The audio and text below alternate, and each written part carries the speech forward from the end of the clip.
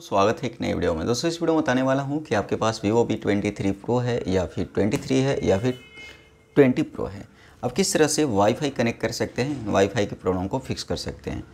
तो यहाँ पे मैं स्क्रॉल कर लूँगा और स्क्रॉल करके सबसे पहले ये वाईफाई ऑन करने का ये टाइल्स होता है, तो इस टाइल्स पे आप इस तरह से टैप करके ऑन कर सकते हो और ऑफ़ कर सकते हो। होल्ड करके अगर रखोगे तो सेटिंग पे चले जाओगे, तो सेटिंग पे भी आप यहाँ से ऑन कर सकते हो। अब वाईफाई एक बार जब आप इनेबल कर देते हो तो जो भी वाईफाई कनेक्टेड होता है आपका उससे ऑटोमेटिकली कनेक्ट हो जाता है। तो मैं एक बार यहाँ पे जा करके फॉरगेट कर देता हूँ, जैसे फर्स्ट टाइम आप स्टार्ट करते हो वाईफाई वैसा लेकर के आता हूँ। ओके, तो यहाँ पे मैंने ला दिया है। अब यहाँ पे जिस भी SSID को, यानी कि जो भी आपका SSID कनेक्ट करना है उस पर आप टैप करोगे। आपका वाईफाई का नाम अगर ये वाला नेक्स्टर वाला है तो आप इस पर टैप करोगे। जो भी आपका वाईफाई का या हॉटस्पॉट का नाम दिख रहा है उस पर आप टैप कर लोगे। ओके, तो जैसे कि मेरे राउटर का नाम ये है नेक्स्टर, तो मैंने इस पर टैप कर दिया। इसके बाद सिंपली जो भी राउटर का पासवर्ड है वो आप राउटर का पासवर्ड डाल दोगे। अच्छा, आपके पास एक और डिवाइस हो सकता है जिस पे QR कोड होता है, तो QR कोड को कैसे कनेक्ट करोगे वो भी बताऊंगा। तो यहाँ पे पासवर्ड डाल दिया है, इसके बाद आप कनेक्ट कर दोगे। अब यहाँ पे तो एक तो हो गया कि आप पासवर्ड डाल के कनेक्ट करोगे, ये कनेक्ट हो गया। अब नहीं कनेक्ट हो रहा है, नो इंटरनेट आ रहा है, उसकी बात करूँगा। लेकिन इससे पहले एक और बात करूँ कि और क्या तरीका होता है कनेक्ट करने का। तो ऐसे आप नीचे की तरफ स्क्रॉल करके आप ऐड नेटवर्क पर जाओगे। ऐड नेटवर्क पर जाके आप अपना SSID डालोगे, ठीक है। और SSID डालने के बाद आपको यहाँ पे सिक्योरिटी वगैरह सेलेक्ट करके और इसके बाद नेक्स्ट करके इसका सेटअप करना होता है। तो मैन्युअली कैसे ऐड करते हैं इसकी वीडियो अलग से बना रखी है। एक और तरीका होता है ऐड करने का, जैसे कि आपके पास आपके किसी भी डिवाइस में या फिर किसी फ़ोन में वाईफाई पहले से कनेक्टेड है, तो आप क्या करोगे कि उसका QR कोड आप निकाल लोगे दूसरे डिवाइस में, या फिर आपके पास कोई अगर राउटर है उसमें भी QR कोड है तो उस QR कोड को आप शो कर लोगे। तो यहाँ पे जैसे कि मैं किसी और डिवाइस से यहाँ पे QR कोड शो कर लेता हूँ।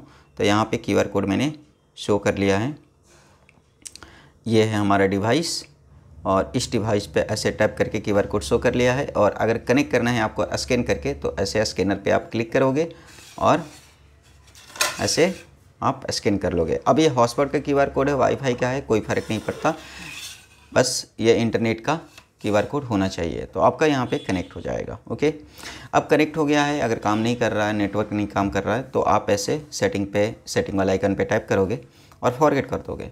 फॉरगेट करने के बाद आप वापस से कनेक्ट करोगे। Okay, same password. एक चीज़ और आपको बताता हूँ, अगर राउटर है आपका और काम नहीं कर रहा है और फॉरगेट कर रहे हो, तो आप राउटर को ना एक बार ऑफ़ कर लीजिएगा, ऑफ़ करके वापस से स्टार्ट कर लीजिएगा और इसको वापस से कनेक्ट कर लीजिएगा, ठीक है।